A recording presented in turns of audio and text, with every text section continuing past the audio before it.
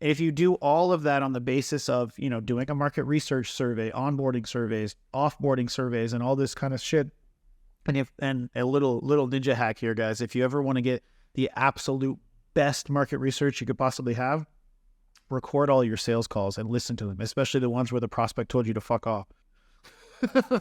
And then use that, create your shit from there. What is going on, guys? What is going on? Welcome back to the Boardroom, where we're here to help you stay calm, change lives, and have business on your terms.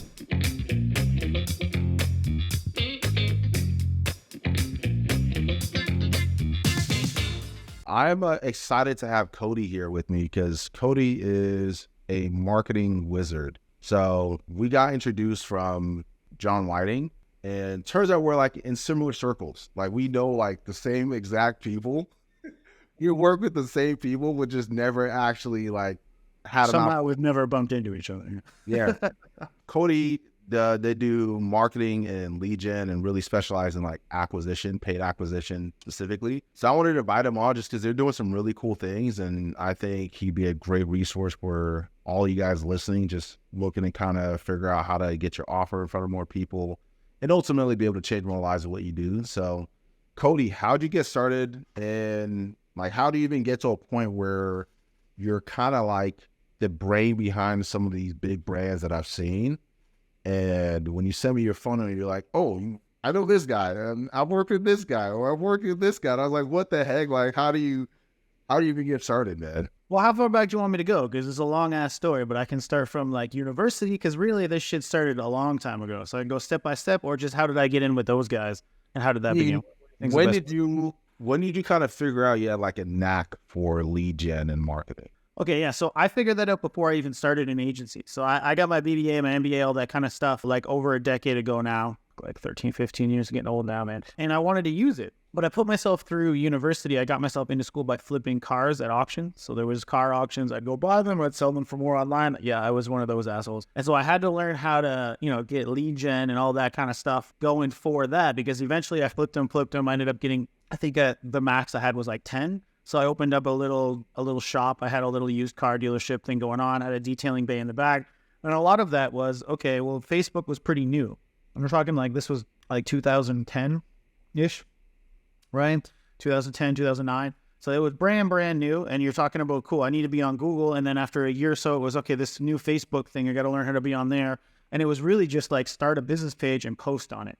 Yeah. And I wanted to use my marketing degree. I didn't really want to do this kind of shit. So I moved out here to Vancouver. I was from the East Coast, much poorer though back there. Not a lot of businesses, not a lot of opportunity and shit.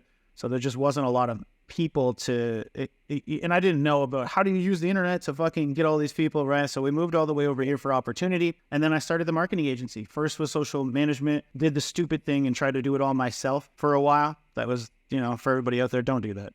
But I tried to do it myself. Try to do all things to your clients. Oh, man. I mean, I not to go too far off track, but one of the first things I tell everybody not to do, because we run the GST program, we do teach people how to do marketing agencies, is don't be a yes man. The first thing you do when you start in the service industry is, yes, Mr. Client. Oh, I heard about PPC. Yeah. What about SEO? Of course. What about building a website? Let me go learn HTML. Literally things I did, by the way. And in your mind, you're like, I'm giving more and more value to my client. They'll never leave me. But what you're really doing is devaluing yourself. Now you're like McDonald's. You're like, oh, okay, everything costs I am paying you the same amount, but you're doing more and more. So to me, that's what I'm paying for. It's not you're giving me more value. That's just what I think I'm paying for in the first place. That's where it all comes in issue. So anyway, I learned all those hard lessons, and that I figured out I was good at it then, but I then figured out I was bad at it, if you know what I mean. So I would say like shit like this is like playing poker, When you first start playing poker, you think you're amazing, but it's really just because nobody around you has any idea what you're doing. So you can just be a crazy person and win all the games. As soon as you learn a little bit to think you're good at it, you suck. You lose all your money and everything. Everybody figures it out, and there you go. It's the same thing in marketing. You're like, I'm just doing this shit. I'm just saying whatever. I came from business school, so I can sound really smart and I can articulate myself. And then you learn enough to be okay, and then you tanks because you're like, well, I'm not actually getting any results. Before you didn't care because you didn't know any better. But then you're like, I'm not getting any results. That's when I invested in people. And so I had some people that I learned from. I invested heavily specifically into learning Facebook ads. I wanted to become a master of Facebook ads because at the time that was what was ramping up. And those networking opportunities and all the stuff that I did from then on out got me connected to people like, Kat Howell back then. And I've got like 3 or 4 testimonials from working with her. And then eventually, all the testimonials you've seen, like Rob Quinn, Matt Ryder, right? We got Brad Newman. We recently got John Whiting. All these testimonials all come from being in these networks, mastering that thing and getting better and better and better at each avenue with them until now it's, word of mouth and being able to be connected that way. Yeah, that's pretty cool, man. So what would be like the biggest, because you do, not only are you doing the thing, but you also teach people how to do the thing, which are my favorite mentors, by the way. The people who actually got their experience doing the damn thing before they started teaching the damn thing. Imagine that, right? Imagine that, guys. All the people out there, like, I hope that just blew your mind. Doing the thing you teach. Crazy, right? Crazy concept. I know. What a novel idea. I'm like, yeah, but the thing about it is, like, you got to mention it because there's so many people who just kind of like come out of nowhere. Like, who the hell are you? Like, what have you done? You read a book, did watch some YouTube videos, and now you want to charge people money for that information? It's really hilarious. So, I mean, for you, how are you staying how are you sharpening your skills? Like, how do you get your inspiration when it comes to like the creative process? Right? Yeah, I mean, I'm still doing the thing. That's the biggest thing. Like, we teach and we have the GST program, which is, fairly big, but we still have, multi-7-figure agency. It runs consistently. And it's really become like, it's started to really focus in on agencies and coaches because that's where we started to train and that's the network that we were in. It used to be more heavily focused on real estate and lawyers was the 2 niches that we had. But as we've grown our own coaching program and we spend so much time and money on honing in our own strategies that it's just slowly built up to be like, well, this should be where we focus for other people too. Because like you said, how am I sharpening my knife? Sharpening my knife because I run our own marketing. I'm the CMO at our company and I'm constantly doing things over here and tweaking it. The other thing is when you're teaching, because every week I have a call, it just ended, a coaching call inside the program where I'm helping our clients, our students run their own ads for their agencies and coaching programs and run their ads for their clients. I also coach in John Whiting's program occasionally, and I used to coach. I do a lot of these people that come from, they get me to do their shit and then they get me to coach in their program so other people know how to do it. Right? Once they see that you're good at it, you want your students to learn that kind of stuff too. Doing that constantly sharpens the knife more than anything else. I think the worst type of mentor is the one that learned one thing and just tries to consistently teach just that one thing and never adapts. And so they did that one thing. They maybe had $100,000 a month one time or even a $10,000 one time, and now they're going to repeat that until the end of fucking time, until the wheels fall off, right? But the other side of that is the people who do it. And forget me, like I am talking about me, but talk about the other people who do it. If they do the thing, they're going to constantly be improving their program because they're constantly having to do the thing and sharpen the knife, like you said, to make it better. Yeah, and that's one of the things when we had our mastermind for teaching people how to start and launch like an online fitness business. Yeah, it was so surprising how many people were just like blown away that we were actually like had the level of businesses in that space. And some of the best ideas that we got for our own business came from like a client doing something stupid, testing some random angle. Yeah. It worked. And we just kind of like worked with them to kind of make that angle work. And they kind of became like an extension of R&D, right? Where it's like they'll try different things and they'll get different ideas and we'll just kind of walk them through how to test different things, and then we'd be like, holy shit, it actually works. They just don't have like the budget or the team to really make it, to execute it. And we're like, all right, let's see if we can make it work on our side. And it's like, we get hundreds of students that come through. So like you said, it's perfect because there's so many people that frankly suck, but they all teach one individual thing. Like there's a million coaches and courses out there you can buy on whatever one individual thing they think is going to be the silver that you want to chase that day. So students are constantly coming to us with that, like you said, and it's if you have foundational pieces in place. So for us, it's overarching framework and then individual models that fit within it. So we have like a 3-phase framework, and then within it we have individual models for the different marketing things you have. If you have those foundational pieces that you can constantly refer back to reset or to test and to know what you're doing progressively, then when you get all that kind of like, you're calling it R&D is the perfect way to describe it. When you get all of that input, then you know what to do. So for instance, one of the one of the frameworks we operate in within, or the models that we operate within for testing, is once you get to a point where you have your winning shit, then you separate. If you're scaling and you're profitable, you separate into an 80-20 situation where 80% of budget constantly goes to what's working, and 20% of the budget goes into an individual campaign where you just testing out new shit. Yeah. You'd be okay with just burning it. But it's like, if you think of like the way that VCs invest their money, they'll invest in 8, 9, 10, 100 businesses, and if one of them hits, You need one home run. That's it. And if you think of the testing campaign like that, like, don't be looking at it like it's your money printer. Look at it like it's the thing that's looking for that next home run, because that next home run is going to be the thing that makes you your next $1 million while your business is still operating over here. Yeah. I really like that a lot. You probably run into the issue where people are terrified to spend more money on ads, and so how do you kind of coach and talk people through really expanding their threshold or their tolerance for how much money they're willing to spend in a testing phase, but then also how much money they should be willing to spend on an ongoing basis to scale their business? Well, it's like, look, I tell everybody, I'm like, talk to people for a half an hour through what they think you would do, and you'll be able to tell if they're an idiot or not. That's the first way I put it. And why I say that is because it transitions into, when people come to me, I mostly work off of like referrals and that kind of stuff now, because I just want to have the right kind of clients, because we do both things for so long. That's why I do stuff like this, to build strategic partnerships with you. Yeah. If the person comes to me and they've got the wrong mindset, and they've got an idea about some outdated strategy, or they heard something that they just they're so sure about, all of that stuff, I'm very direct. Because, when you're not begging for business and you've been doing it for over a decade like I am, like, I know what should work. I'm not saying I know everything. There's shit out there I'm sure that's exists that will work great that I've never touched. But I know what you need to do to make it happen. And a budget is a big part of that. So when people come to me, they ask me budget, I have a whole complicated spreadsheet. I can calculate what you should do for budget.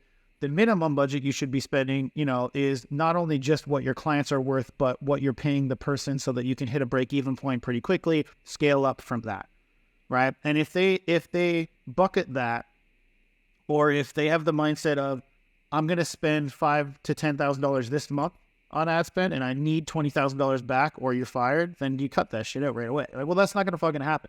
It could happen. But I'm not going to bullshit you and say, like, unless you already have a money printer on that I can come in and tweak. If you don't have an audience and you don't have a campaign and you're organic only, right? And you come in with demands like that, and you're like, my business will be stretched to the max, and I will fail if you don't get that first month. I'm the first one to come in here and tell you, okay, well, then don't do it. You need to find a better way to operate until you get to that point, because it's just too much strain on the company. Yeah, 100%. And that's what people, I had a conversation with a client right before this, funny enough, and they were like, ads have just never worked for me. And they were like, ads has just never worked for me. Those are the guys that ran like $100 worth of ads and didn't get a lead, they're like, they freak out, and they click the button and they shut it off. Yeah, it's for me, I think everyone who struggles with ads or getting it to work, I was having a team meeting earlier today, and I'm like, I really think it boils down to a lot of people just not caring enough, and I kind of want to like unpack that a little. So when I'm getting ready to launch like an advertising campaign for an offer that's within like that I have, I'm taking weeks to do some audience research. I'm looking at competitors in the space who are doing very well. I'm looking at, what are like different type of influencers, what are some psychographics, and then I'll spend money to generate some leads so I can have conversations with people and be like, hey, what about this ad or whatever it is, like, got you to even schedule the call? And I'll just go through like a few weeks just consuming information on that avatar or that audience, just trying to get as much as I can, and then take that information and refine it, and then go back to the market with this new set of data that I got from like the ideal person that I want to get in front of, and then get it dialed in.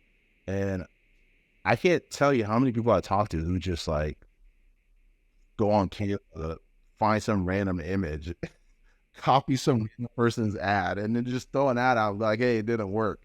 I shit on college and university, and I have university degrees, so I feel a little bit more qualified to shit on it than some people, but I shit on it. But that is one thing I took away from getting a business degree, honoring in marketing and accounting, all of that kind of stuff is I do feel that people skip these basic things because that is your market research. But should you do market research if you don't know what your avatar is and what your offer is? Of course you should, right? But what most people do is like, I think that this makes a lot of sense. And so I'm going to write these words down and I'm going to make a couple images and a few words and I'm going to throw it all against a wall, find whatever random ass interests that kind of make sense to me right now in the moment, put it all into a campaign and click a button. And oh, by the way, I'm going to spend 2 months shooting videos and writing the perfect copy and creating the perfect funnel and doing all this overly complicated shit because I know that my market is going to love it. And when they flick the switch on and the market says, we don't give a shit about any of that, you've wasted all your time and you come back, a year later to your coach saying, ads really suck. And I don't really know what I'm doing. And it's like in our stuff, what we have is a methodical process for testing, frictionless testing first, market research first, right? Find out what it is. Because at the key part of any ads or any campaign, you got to find right person, right offer. Sounds simple enough, but if you're just throwing a bunch of shit at the wall, how could you do that? And so we take ads and everything. We start with frictionless ad campaigns that don't require you to invest months of time and resources into assets that aren't going to be ready to work yet. Frictionless campaigns that isolate individual variables. So test audiences first, test hooks and headlines second, test graphics third, and then test copy fourth, and then repeat as needed. And know where the eject button is and redesign the whole campaign if nothing works past round 2. If you're still not at your ideal cost per action, around the end of round 2, then you've probably got issues. And so you can just throw the whole campaign in and try again. If you do all of that on the basis of, doing a market research survey, onboarding surveys, offboarding surveys, and all this kind of shit, and a little ninja hack here, guys, if you ever want to get the absolute best market research you could possibly have, record all your sales calls and listen to them, especially the ones where the prospect told you to fuck off. And then use that, create your shit from there. I feel like we're like the same person because I tell so many people that I've worked with in the past, be gold mined of market research for your avatar, for like any campaign, especially for paid ads, listening to your damn sales calls, right? It's so good. It's so better questions on your sales calls. That's really people ignore it, man. People will listen to their sales recordings and they'll just be like, they'll be like, oh, I'm going to listen to the sales recording and then I'm going to train my salesperson on what he did wrong. Like, no, man. Just listen to the sales calls and listen to what the prospect said. Why did they say no? Maybe it was the salesperson's fault, but if you listen to it, I promise you 3-4 people that are saying no probably saying no for the same reason. It was the wrong fit. They're the wrong type of person. This offer isn't at all what I wanted or what I thought it was. Like specifics, you can now turn around and build a campaign that'll work better. Yeah. I think people just don't have there's a lot of ego associated with it, and it's just one of those things where if I'm launching a new offer, I'm just willing to accept the fact that it probably sucks. Yeah. It's probably going to suck for a few months while I figure it out. Right. So you kind of unpack your initial testing process, which is actually really helpful. You actually go way more in depth than even the way that I approach that initial testing. So recap for those of you guys who are listening, you said audience, first test audience, then you said the hooks, and then you said images.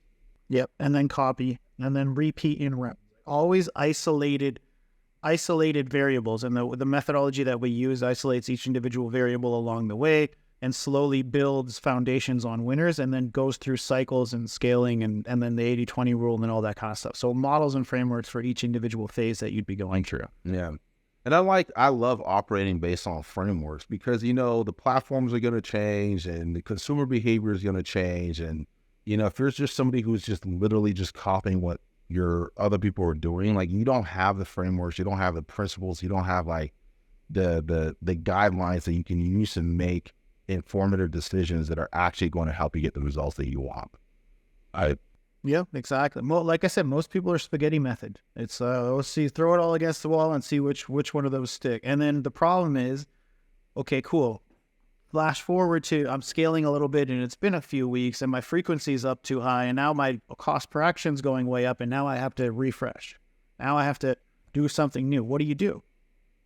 because now you don't know what about that ad one, the audience, the headline, the image. No, it was just that individual whole one. So what do you do at that point? You just got to go back to the drawing board and do spaghetti method again off what you think. So in that kind of process that most people are doing, you're just making assumption after assumption after assumption. And I don't give a shit if your assumptions turn out to be right. Eventually they're going to be wrong, and you're going to be like, well, what the hell do I do now? And you're going to have to go back to the beginning instead of building.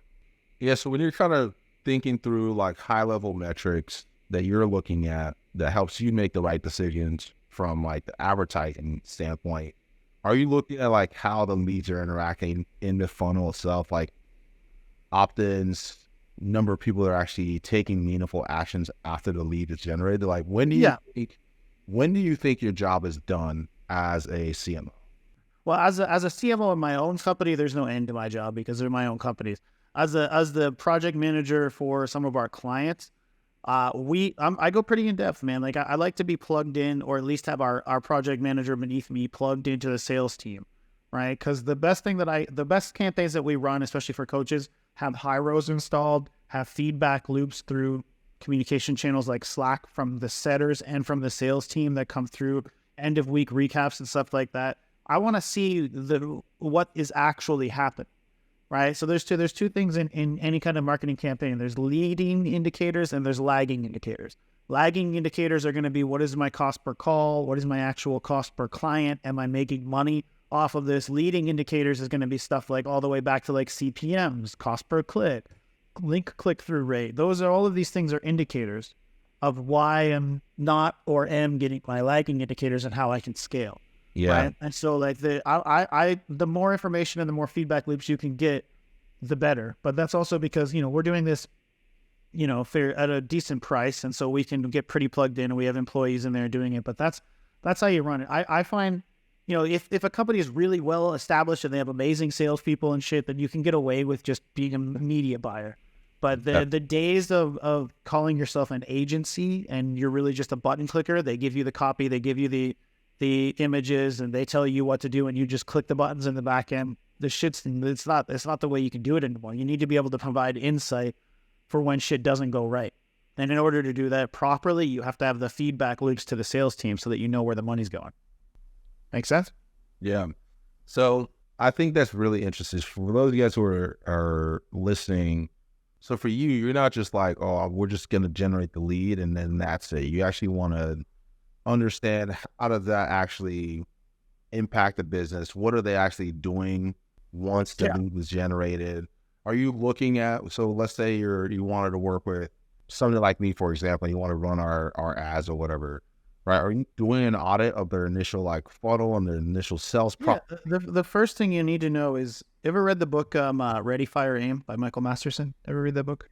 Perfect, cool. So the first thing I look for is the optimal selling strategy of your company. Right. And that's the concept that he lays out in that book is what an optimal selling strategy is. It's basically just, where is my time and resources best focused in order to produce a sale? Where is my message and my customer and everything at in that right spot? When you find that, you then get to focus your time on it, and then you get to scale it with paid traffic. That's what we want to do. Right. So if I come into your system and you don't have anywhere to nurture leads, you don't have a setting team, all you have is a couple of sales reps. They took some of these sales courses that are out there nowadays that are just like, you're an entitled fucker, so don't work for your leads, just sit on your ass and take phone calls all day. Mm-hmm. We all know those guys nowadays, right? So, okay, cool. Well, then if I generate endless leads for them, they're not going to work them, are they? So I could sit here and get you cheap leads that are a good fit all day long, but if you don't have anything, I know you do because you got robots working for you, but if we don't have the army of robots like Iggy's got available, right, then, it's no good for me to generate leads for the robots to book. Yeah. The problem is then I got to go like direct to call. I got to go VSL to book calls so that the sales reps can get the calls that they want and start operating that way. Or we got to create a conversion event that can book them calls through like master classes and webinars and that kind of stuff. So it's finding what is that optimal selling strategy that already exists within a company, and how can I insert a paid traffic strategy that plays to those strengths? I like that a lot. So it's not just like, so you're not thinking about, oh, well, I'm just going to grab the template and force everyone into the same box.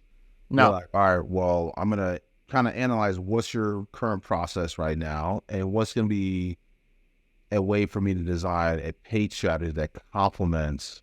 Yeah, and look, we got funnels coming out of every orifice that work. Okay, and I'm not saying that we got templates and shit that work, but I'm not going to shove the same one down every person's throat. It's got to be a good fit for your strengths so that we can now just scale your business that should already be working, right? Take an offer that's working and a team that's working and scale the shit out of that with paid traffic. Yeah.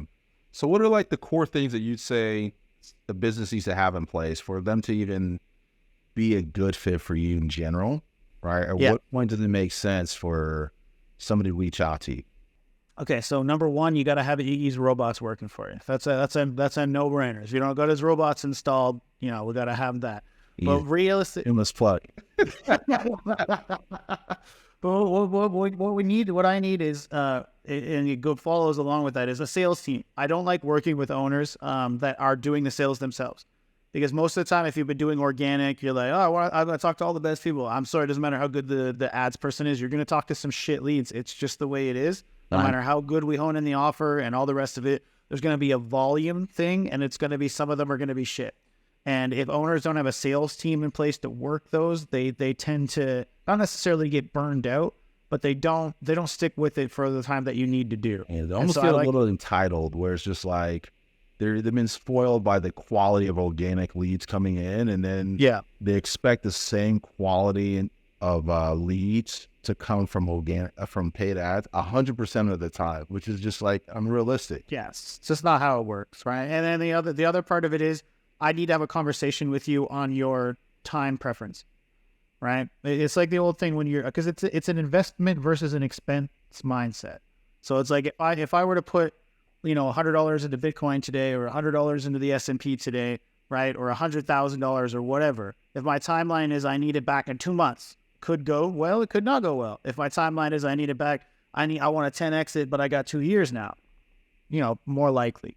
Right. And so with ads, it's not that long of a timeline, but it is still, the longer your timeline and the more conversion mechanisms you allow us to build out, test, and put into place for you, it's just going to grow exponentially. That's how we've taken some of the coaches we've worked with from like 40K a month all the way to like 400K a month, right? Within a couple of a year-ish, right? Is by doing that. The first year was like 150, and by the end of the second year was like 400, right? And so you're just slowly, incrementally increasing it. Now, sometimes you can turn it on, and if you got a good sales process, a good offer, it could be right away. It could be month 1 we're scaling. But oftentimes you're into month 2, 3, and then on and on and on upwards, right? Yeah. So it's ultimately like, one, you got to have a sales team. Would you say like a validated, is it the offer being validated and important, or is that something that you work? Yeah, I mean, I guess I didn't harp on that point, because I think that kind of goes without saying. You need to have, in order to be using paid traffic, you need to have an offer that works, because you need to have a budget to be able to spend on it. The nickel dime people isn't something we would work with directly. If you want to launch your own ads, I mean, people who launch ads are like $10 a day, Facebook gives them almost like a bump. If you launch, it's a well-known thing. If you launch ads at a super, super low cost per day, you'll actually get your cost per lead and everything will be lower, and they'll give you kind of a good thing. So do it yourself for sure. But when you want to work with an agency, you got to be able to be spending enough to recoup the costs of that expertise that you're buying as well. So you got to have a proven offer, sales team. You got to be having a time horizon that makes sense, and you got to be ready to rock. Yeah. So what would you say the ideal LTV for your ideal client would be?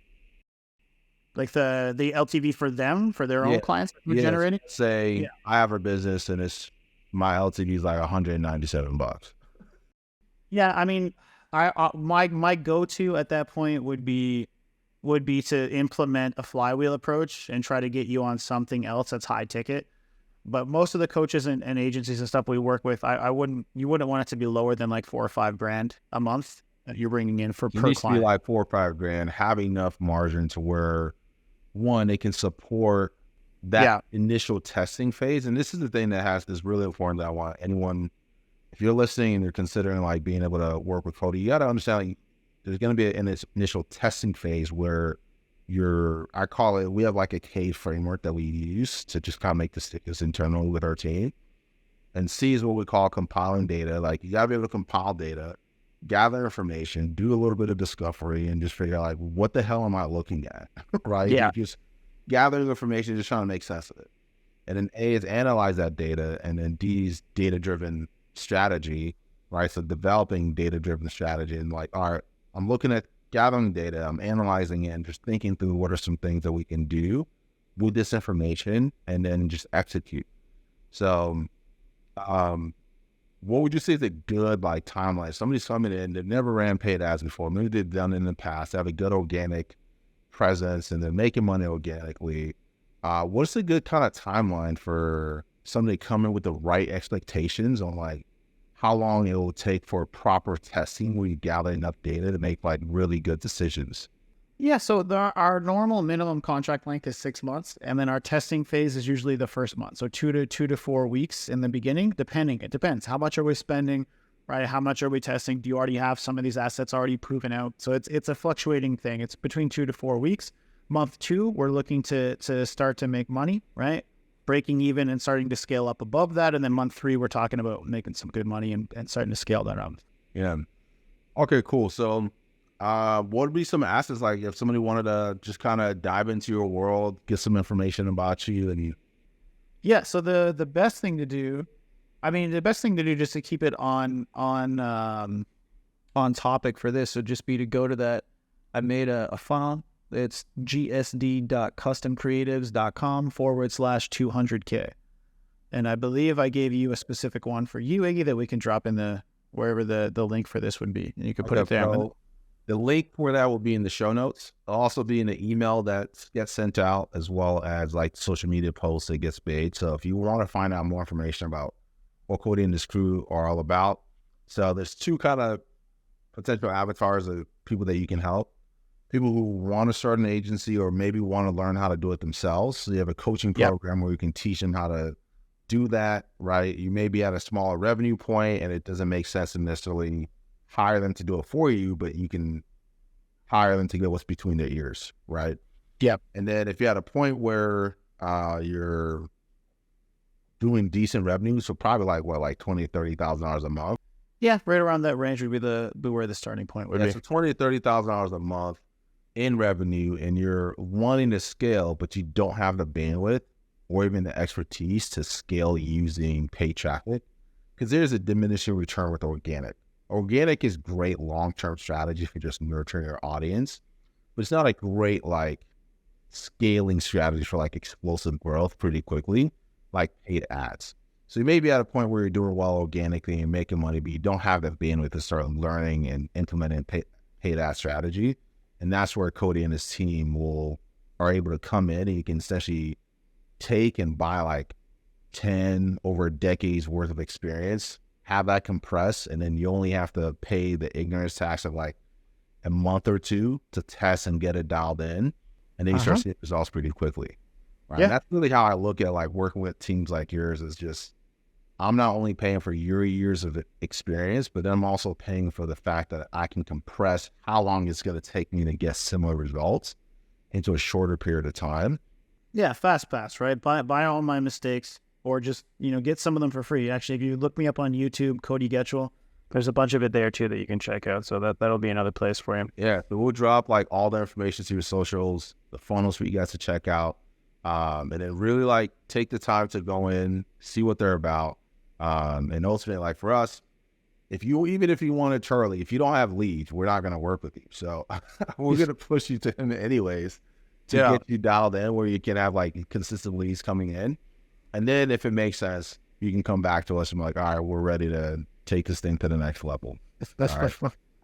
Perfect. All right, guys. So till next time, stay calm, change lives, and have business on their terms.